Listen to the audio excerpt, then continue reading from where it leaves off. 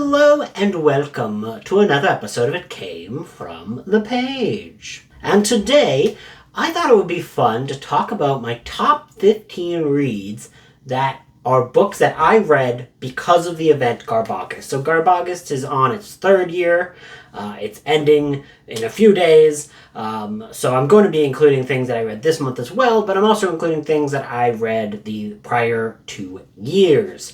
I thought this would be a good video because I feel like GarbAugust, I always kind of experiment a little. I am always trying to dive into trash that I've never heard of before and going into some new subgenres and discovering things that I actually do quite enjoy.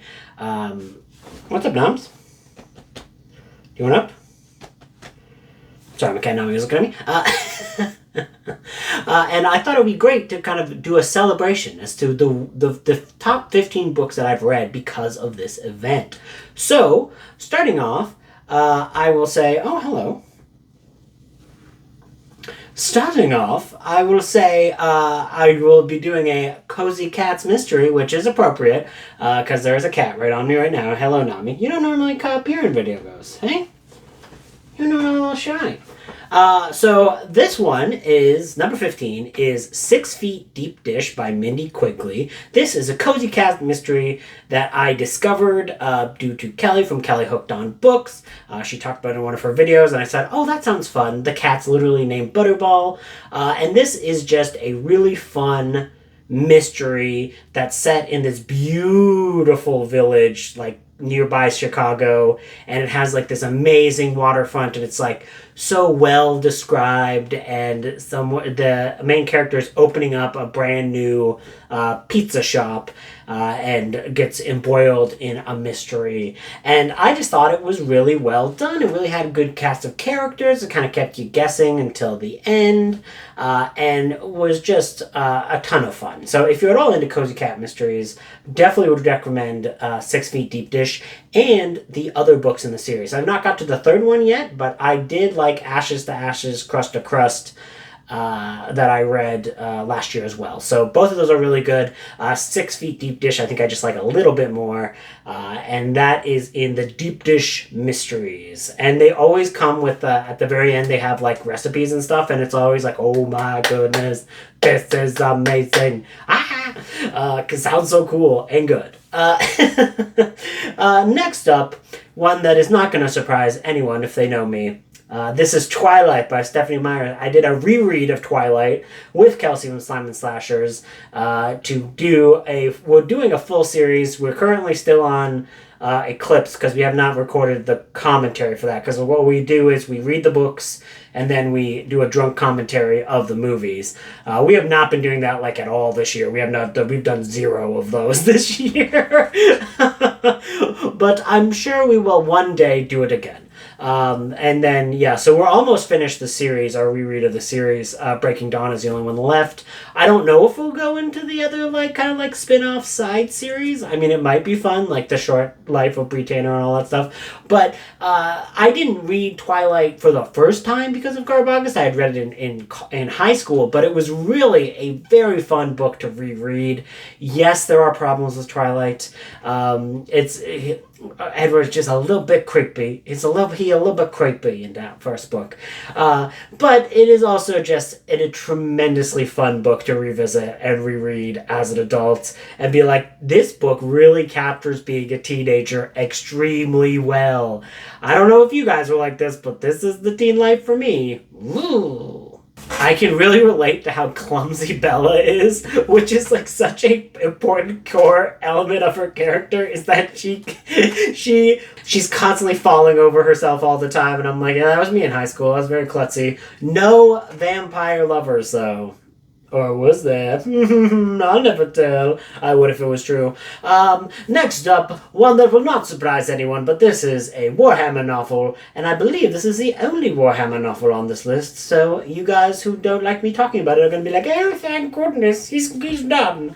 This is Hero Master by Mike Brooks. This is a book all about the Alpha Legion, which are like kind of like the covert ops of Space Marines. They went the side of the Chaos Gods in the original Horus Heresy series, so they're not the quote-unquote good guys. There's no real good guys in Warhammer. Everyone's kind of a monster. And they have like a really fun kind of backstory to them where like they all pretend like they are their like the Primarch Alfarius, and like there's all kinds of like weird machinations that they're always doing, and they're like this covert ops type of thing. And this book is kind of like all about like how they exist in the Imperium, where they go, how they interact with each other, and is kind of showcasing them reforming as a cohesive unit, because they've all been kind of working on their own for a while.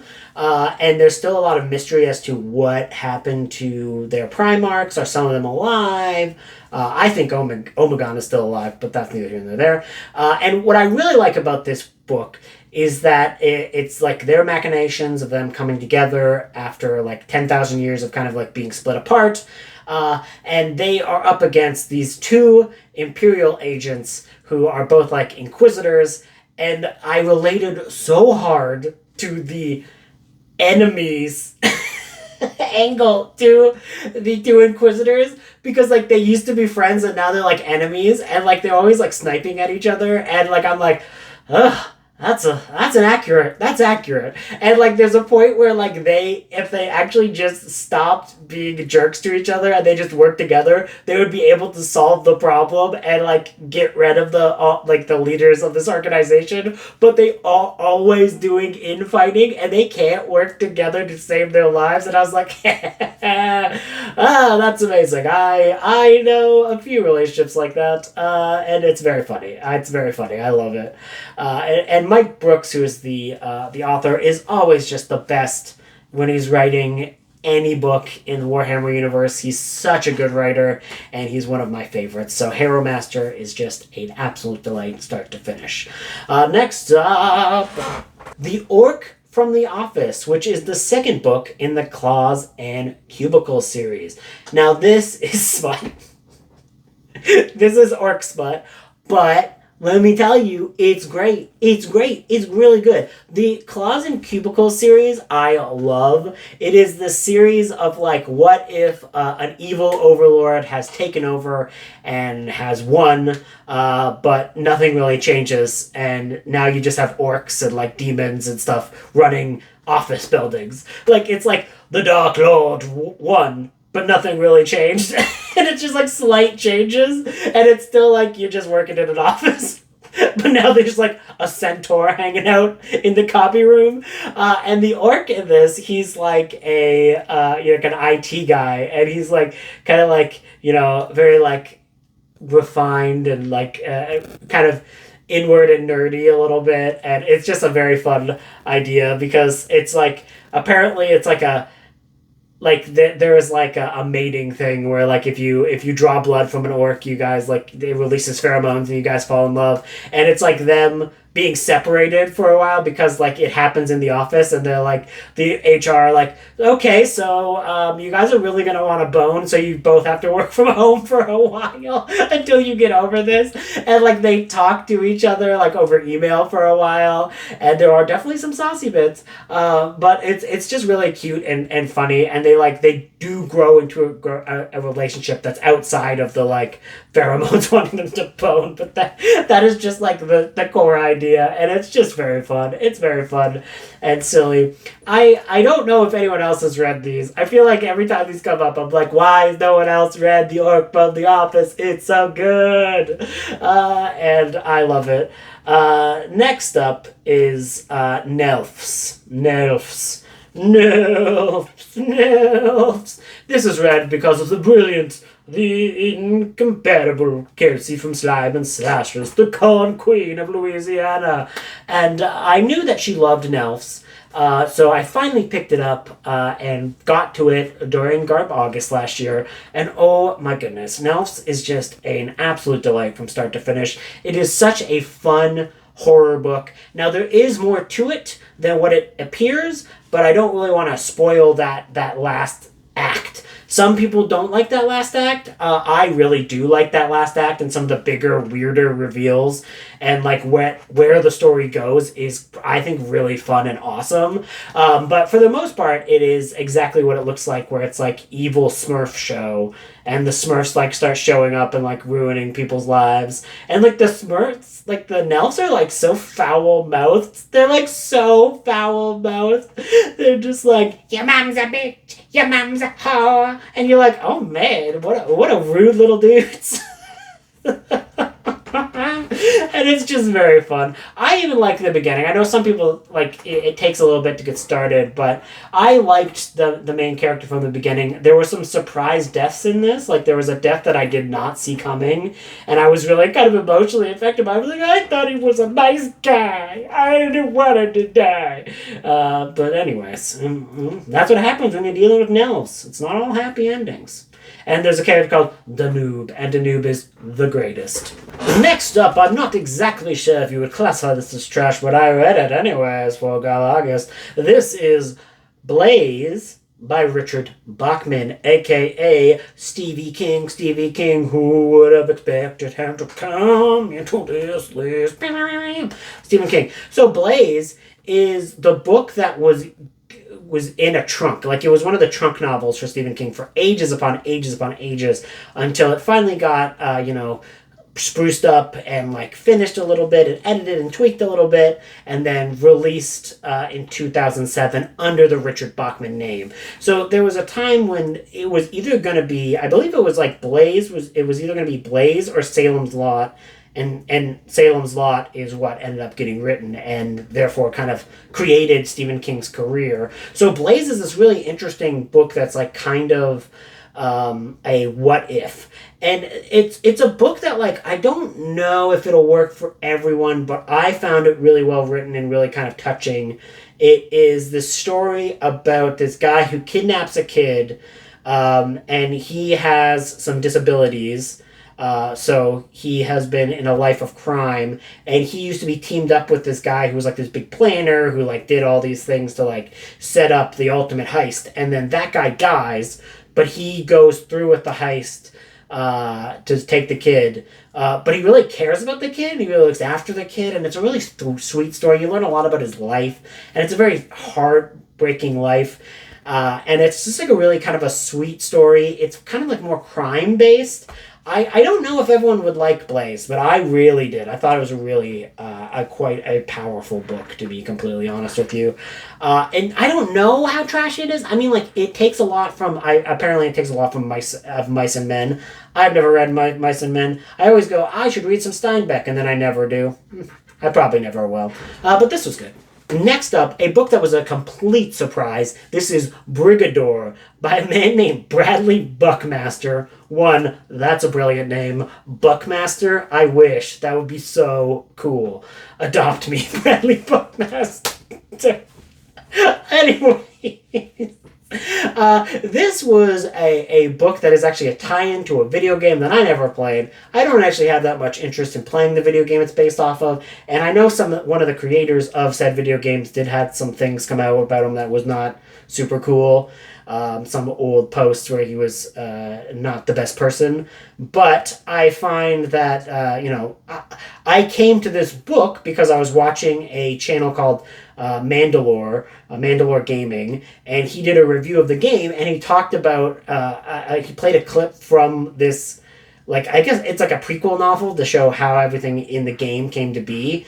And he said, like, man, this thing goes surprisingly hard. And he played a clip from the audiobook for it, and I was like, whoa, that sounds awesome. I need to read that book. So I went out and I bought it on Audible, and I listened to it in one night, and, like, it's good. It's good. It's, like, very depressing. So if you're a sad person, like me, you might quite enjoy this. There's a lot of hyper-violence, though, so just be aware.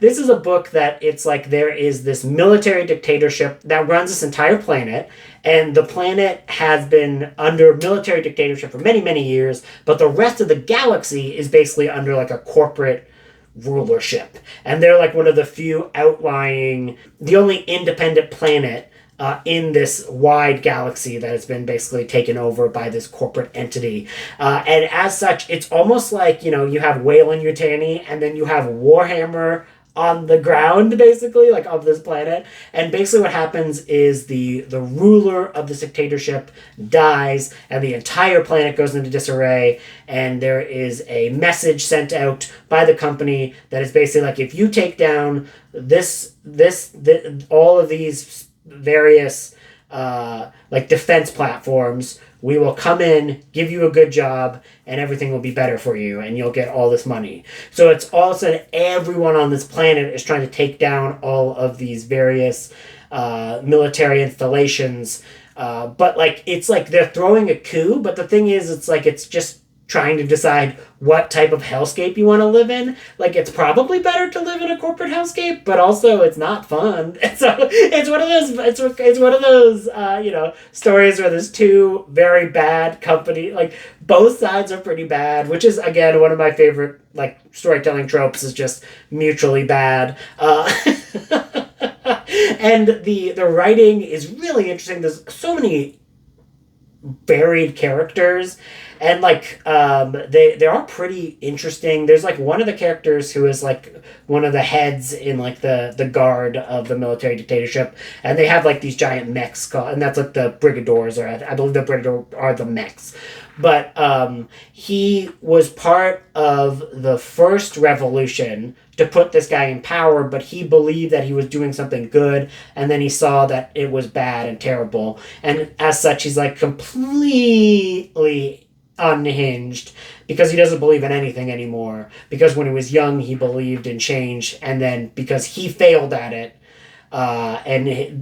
he gave up on change altogether and just became like a very embittered person. And you're like, oh god, and he's having this discussion with like a young man who is like has the desire to make the world better, and it's just a very interesting conversation between the two. And the action, really fun, really well done. I kind of just want to go back and listen to this book again, like today, because it was pretty fun. Next up, one that is a big surprise and a ton of fun is Planet X by Michael Jan Friedman, which is the X-Men and Star Trek TNG crossover.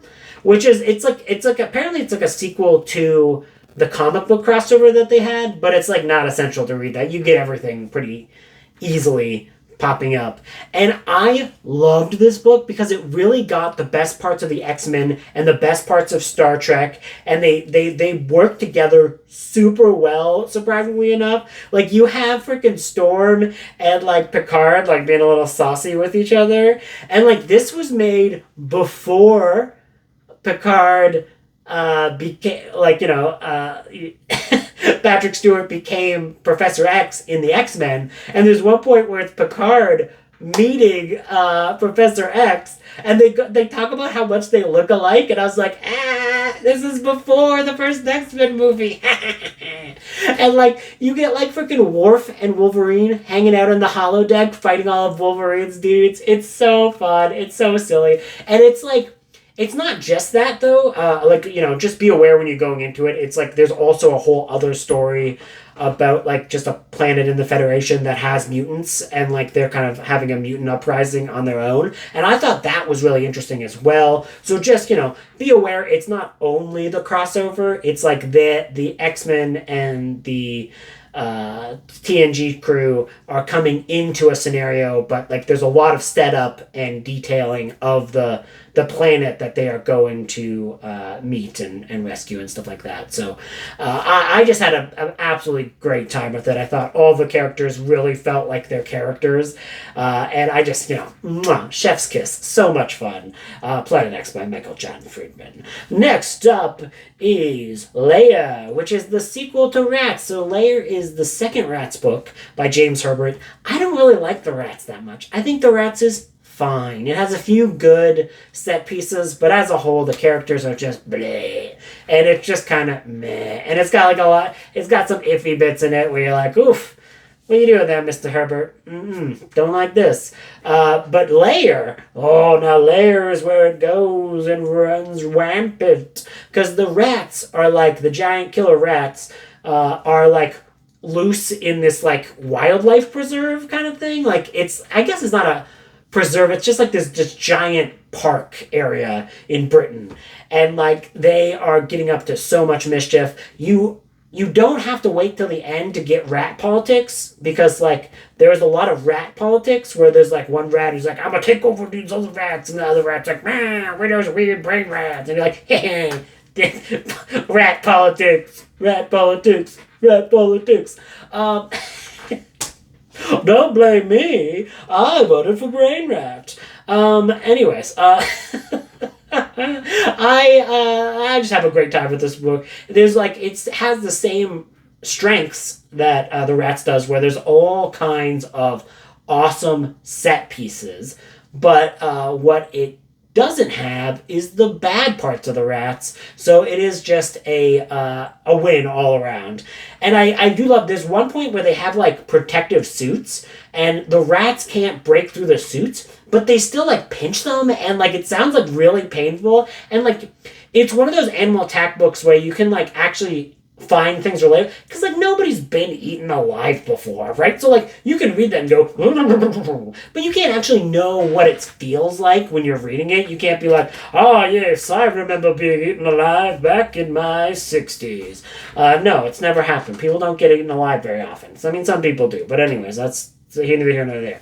But everyone's been pinched, so like it makes the animal attacking feel more real. So it's like, haha, woo, woo. Next up is Turnabout by Steve Perry, which is a Predator novel, and this one is just a really well done Predator story. It takes place in Alaska, and it's all about this guy who is this park ranger, and it's him versus the Predator. And like he is like this old-timey sniper dude, so it's really all about a sniper versus predators, which I think is just an interesting angle to take one of these stories, because it is like macho-y, but it's not as macho-y as some of these stories get. It's more like, you know, understandably paced, and I like the character work in this, and I think Steve Perry is a really good writer. There's some really interesting, so there's this dynamic between this guy who's a sniper, who's like this park ranger, and this woman whose brother has been killed by a bear. And it's like this debate, because she does not believe in guns, she does not appreciate guns, he does. And they have a really interesting discussion about it that is very almost un-American in that it's reasonable. I feel like when people have this discussion, I'm a Canadian, I don't like looking at any guns. I don't like guns. They're bad. I don't like them guns. But the way that the characters have like an adult conversation about their preferences and the reasons for their beliefs, like it just feels really well done and believable and well thought out, and it's like it doesn't do anything cheaply. I feel like this book really earns its characters. So if you're into a Predator novel that's just a good old time, I would recommend The Turnabout by Steve Perry. Next up, of course, when there's predators, there's aliens nearby. That was my alien noise. Is that what I was like? I don't know. That could be a good alien noise or not. What ifs. This one I actually just read last week. And this is the novelization for Aliens by Alan Dean Foster. Now, Aliens is not my favorite alien movie. But Aliens is a exquisite novelization with so much rich detail, and so does such a good job of fleshing out the characters and giving your internal aspects of characters, and like really fleshes people out in a very believable way, and, you know, highlights things in a very unique perspective. I just think Alan Dean Foster is a brilliant writer, and these novelizations for the Alien films are like the best novelizations I think I've ever read, because they are just so well done and so well executed, and I just had a blast with this one. So if you know the movie, the novelization is worth it. And it's interesting because it includes things that you wouldn't see, because like back in the day, the theatrical cut, the novelization includes a lot of the stuff that got cut from the theatrical cut that would eventually be in the director's cut that most people see today. So I thought that was just kind of interesting as well. But yes, just fantastic. Next up, we're nearing the end, is Exile by R.A. Salvatore. So this is the 6th book that I've read in the Dritsto Erden series. I read the first trilogy, the Icewind Dale trilogy, last GARBAugust, and I read Exile, this GarbAugust. And it's just, again, it's like the second in a trilogy. It's really hard to explain why I love it so much, but it is just a very introspective book. With really good characters, really good use of the D&D setting, really brilliant writing by R.L. Salvatore that really fleshes out this underground landscape that they're in. There's all of these different characters. The core message of the book is about forgiving yourself and learning to be better and to get over trauma and like found family, and it just got like a lot of really well done character writing. The action is brilliantly executed. So yeah, I just love this series, and I think so far that this is by far my favorite of the series. Next up, we're going back to Cornland. It's Kelsey time. Clowns versus spiders. By Jeff Strand. This book is just hilarious. It's very fun. It's very funny. The characters are so well done. The comedy is so well executed. Jeff Strand is just one of my favorite writers. It seems like every time I pick up one of his books, I have a fantastic time. And this one was no different. It's clowns, but the clowns are genuinely good clowns. They're nice clowns. They are nice clowns who just want to be normal and entertain people. But they lose their job at the circus, so they have to work at a haunted house, and then a bunch of giant killer spiders get released in the town that they're doing the haunted house in, and it's just them trying to team up and survive, and like there's some real dark humor moments in this, and like I love it because like they have to team up with this guy who is like a clown, but like a scary clown, and he's like part of this troupe, and it's very fun. It's very fun. All of the clowns have very unique personalities that really kind of make them fleshed out and feel real, and I just had a blast with them. So Clowns vs. Spiders, if you're looking for a good time, come on down. Next up, a book that was a complete surprise to me. This is Lord of the Clans by Christy Golden. This is technically a video game novelization, but the video game never got released. So there was a video game back in the day that was going to be released by Blizzard Entertainment, the people who do the Warcraft games, and it was going to be all about this character called Thrall. That got canceled. They gave the writer a few weeks to turn it into a book and get it out there and get the story that she wants to told released. So this book was really a surprise because it's like a really great story about this really great character. So it's like this orc who, like basically there was a human-orc war. The humans won, and they have been basically throwing the orcs that are left into internment camps and treating them terribly.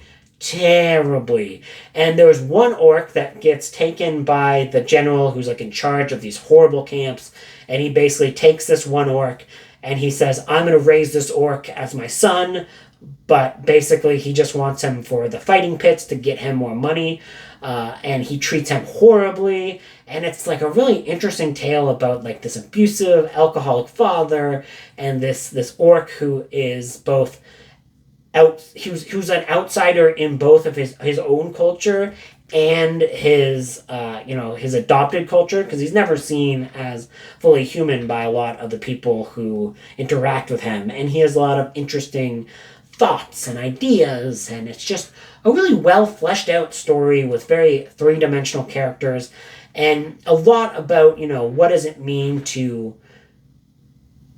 break the cycle of abuse and break the idea of, getting revenge and taking vengeance over people who've wronged you. And it's just a really rich story that I was not expecting. My number one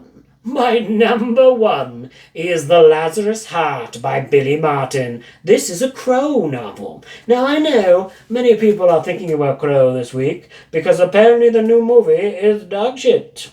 I've not seen it, but apparently it's bad. It don't look good. It didn't look good. And apparently, it wasn't good. But hey, maybe I'll watch it one day and I'll be like, whoa, you guys all wrong. The new Crow is the greatest movie of all time. I doubt it, though.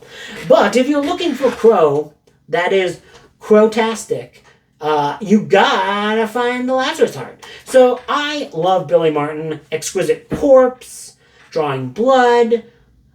I didn't love Lost Souls, but I'm going to reread that one physically in a few years to see if my mind changed, because that's like the only one that wasn't a 5-star. And this was another 5-star book. I feel like this is the lost Billy Martin book, because people don't talk about this one as much as his original work, which is fine, which is good. There's nothing wrong with that. But a book like this really teaches me the value of tie-in media, because someone who's a fan of The Crow will pick this up, will be blown away by the writing, and go seek out those other books. Or if you're a person who loved those other books, picking up this, you'll be like, damn, it's like a lost Billy Martin classic. It's awesome. Now, a few warnings. One, it's a Billy Martin book, so look up trigger warnings. There's a lot of, it's about like 90s homophobia and about 90s transphobia a lot. It's very much about transphobia. It's dark, it's disturbing, it's hard to read, and I think it's worth reading. I think it's a fantastic read, but just make sure you're in a good headspace when you enter this book. So this is the story of The Crow. There's no returning characters from the movie. This is a new person being revived to kind of take vengeance on behalf of the Crow. So what happens is there is a gay couple, and the man in the gay couple, he has an identical twin sister, and his sister is a trans woman, and there is a serial killer who is hunting anyone who is gender non-conforming.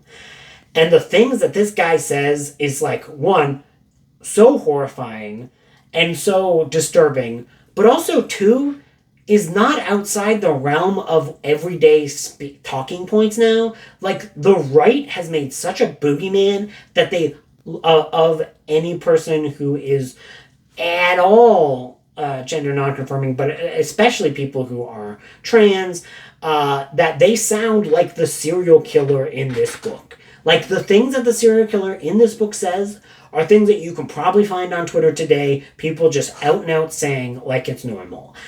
It's not normal. Fuck those people. And it is just very much about that era. So what happens is that killer breaks into the apartment. He is looking to kill the trans woman, but he finds her brother, and he gets murdered, and his partner gets blamed for the murder, put on trial, and arrested and sent to death row, where he is framed for all of these murders, essentially.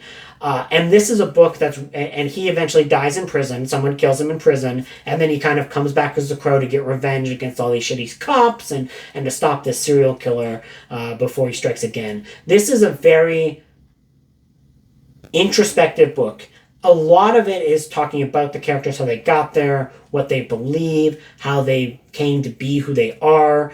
It is just a really well-told story that is really focused on the characters. The action happens, there is action, but it's not like the main focus. So like, this is not as much the Crow action. It's more like sad goth people being sad, and also just about how unjust the criminal justice system is, and how there is so much prejudice against queer people inside of the criminal justice system, and it is not a system that you can fix from the inside. It's inherently flawed, and it's unfixable, and it's just a very heartbreaking tale, and it's not happy. The ending is kind of happy in a weird way, but it's also extremely sad.